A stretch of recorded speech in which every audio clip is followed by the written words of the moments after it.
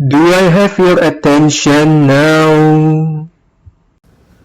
Aloha! Ya, sekarang ada satu pertandingan yang lumayan bagus untuk dibahas previewnya, yaitu di La Liga. Ada Derby Madrid Real melawan Atletico. Dan tentunya yang namanya derby, kembali lagi, ini masalah soal pride, soal gengsi, dan siapa yang punya mental yang paling kuat, paling tangguh selama 90 menit, pasti dia akan berpeluang lebih untuk mengeluarkan 200% di dalam pertandingan. Dan juga laganya pasti akan lebih panas dari laga yang biasanya dijalani oleh timnya masing-masing. Nah, gue mau bahas dulu satu persatu bagaimana selama beberapa pekan sudah berlalu dijalani oleh tim. Yang pertama itu dari Atletico dulu ya. Atletico di La Liga itu sering menang-menang tipis, dan kalau ketemu lawan yang cukup-cukup imbang levelnya, dia bisa dibilang ya ugly win, namun menang hasil akhirnya. Itulah ciri khasnya Simeone. Simeone kalau dia bawa Atletico selama bertahun-tahun ini, permainannya itu dia punya materi pemain yang bisa untuk menyerang, namun dia gak bisa selama 90 menit terus-menerus memberi tekanan. Dia cuman bisa menginstruksi kanan asuhnya hanya satu babak, either itu babak pertama atau babak kedua, untuk menyerang, ngepres musuh. Lalu di satu babaknya lagi dia akan lebih cenderung bertahan, lalu incer counter attack, dan bisa melakukan efektivitas di sana karena dia memainkan dua striker seperti biasa, yaitu Morata dan juga Joao Felix. Griezmann udah nggak dianggap lagi karena mereka nggak mau keluar duit buat menebusnya kalau dikasih menit bermain yang banyak. Nah, tapi yang menjadi kekurangannya Atletico menurut gua itu adalah di lini tengahnya ya, karena memang mereka itu lebih banyak pemain yang tipikalnya itu lebih ke ngotot, ngeyel, pemutus serangan. Untuk sisi dari kreatornya itu masih kurang dominan dibandingkan Real Madrid ya. Real Madrid semua mempunyai pemain yang tipenya berbeda-beda. Jadi ya Simeone dengan gaya permainan segala hal dihalalkan untuk mencari 3 poin, bermain keras, bermain ngotot. Kalau ketemu lawan-lawan yang keras juga, ya mereka mempunyai peluang untuk mencuri poin. Dan sama sekali gak akan lemas, gak akan buat ngasih space lebih buat Real Madrid tentunya. Nah, istilahnya ya main kotor lah. Atletico ini kan tim yang suka main kotor. Nah, kalau menurut gue, sementara Real Madrid, mereka itu kehilangan Benzema, Ancelotti dengan strategi yang normal-normal aja, gak neko-neko, gak usah main cantik, yang penting hasil. Memang belum terkalahkan di Liga Spanyol.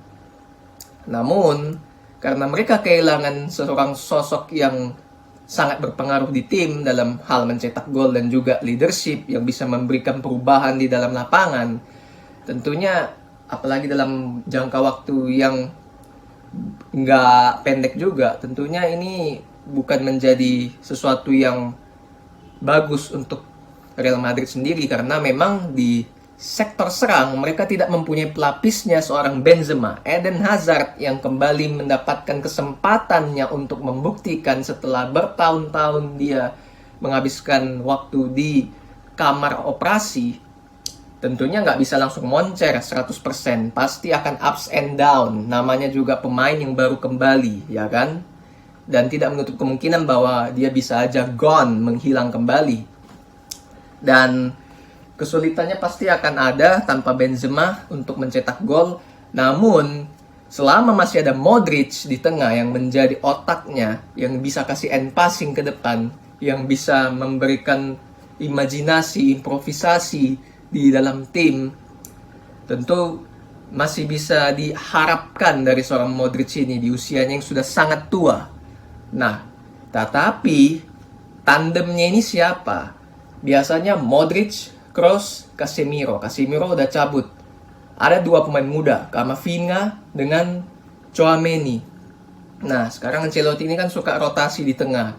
Kadang Modric mainnya itu sama Tchouaméni, Camavinga. Tapi karena memang dua pemain ini masih terlalu muda, gapnya itu terlalu jauh dengan pemain intinya Kroos dan Modric yang biasanya selalu menjadi starter. Secara pengalaman, secara emosional, mereka berdua masih kurang bisa menghandle hal tersebut. Jadi, penampilan dari dua pemain muda ini pasti tidak akan selalu konsisten, pasti tidak akan selalu bisa diharapkan untuk bermain bagus, dan memang sangat tidak fair untuk menyalahkan mereka berdua karena mereka berdua masih terlalu muda untuk bisa menanggung beban yang berat bermain di Real Madrid, klub sebesar Real Madrid. Dan ya, kita lihat seperti apa. Yang jelas Modric sangat penting, tandemnya ini sekarang hanya tinggal mengikuti bagaimana ritmenya permainan nanti. Kalau mereka bisa mengikuti ritmenya permainan, semisal Modric maju kasih end passing, lalu yang dua ini bisa menjaga posnya masing-masing tanpa harus melakukan kesalahan-kesalahan minor yang bisa berbahaya berakibat counter dari Atletico yang sangat mematikan tentunya, Real Madrid sangat berpeluang untuk bisa menjaga win streak-nya di Liga sampai saat ini. Namun, tentunya yang namanya derby, kembali lagi masalah mental anak-anak muda ini belum teruji karena mereka juga baru bergabung ke tim dan juga belum mendapatkan chemistry yang 100% penuh dengan rekan-rekan yang lain. Tetapi yang jelas dari materi pemain, Real Madrid diunggulkan karena dari setiap lini mereka mempunyai pemain yang kualitasnya itu lumayan merata dari belakang, tengah sampai di depan. Dan kalau dibilang apakah Real Madrid akan mendominasi permainan, ya pastinya Real Madrid seharusnya di atas kertas harus lebih mendominasi karena mereka lebih mempunyai materi pemain yang bisa melakukan hal itu, dan Atletico juga kekuatannya di counter attack yang bisa langsung punish musuh. Jadi gue nggak bisa prediksi hasil akhirnya seperti apa karena gue bukan dukun. Yang jelas Real Madrid lebih gue unggulkan di pertandingan ini karena materi pemain yang lebih mendalam, dan juga mereka di Champions League lagi menang terus walaupun permainan mereka membosankan, boring, tidak menarik sama sekali. But that's Ancelotti, semua udah tahu ciri khasnya. Yang jelas sekarang disinilah kita bisa menilai Ancelotti. Apakah tanpa Benzema selama berpekan-pekan dia masih bisa membuat Real Madrid on the track? Dan kalau itu bisa terjadi, akan sangat berpengaruh positif buat the whole team dan the whole fans of El Real Madridista. Thanks for watching. Say goodbye to the other side.